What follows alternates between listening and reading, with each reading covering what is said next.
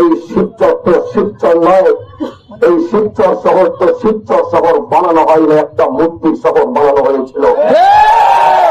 স্পষ্ট বার্তা এটাই দিতে চাই, আজ যে মূর্তিগুলো ভাঙা হয়েছে, আল্লাহ যদি আমাদেরকে জীবিত রাখে, এই মূর্তির শহর পুনঃস্থাপন আমরা করতে দিব।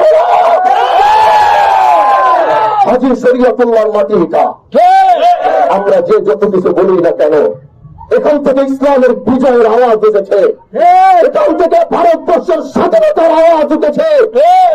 এজন্য এই বংশের সন্তান হিসেবে বলতে চাই, আল্লাহ যদি আমাদেরকে বাঁচিয়ে রাখে, কে বংশের রক্ত দিল, কে গদ্দারি করলো সেটা দেখার বিষয় না, আমি আমার রক্ত দেওয়ার জন্য প্রস্তুত। সাথে আছেন নাকি আপনারা?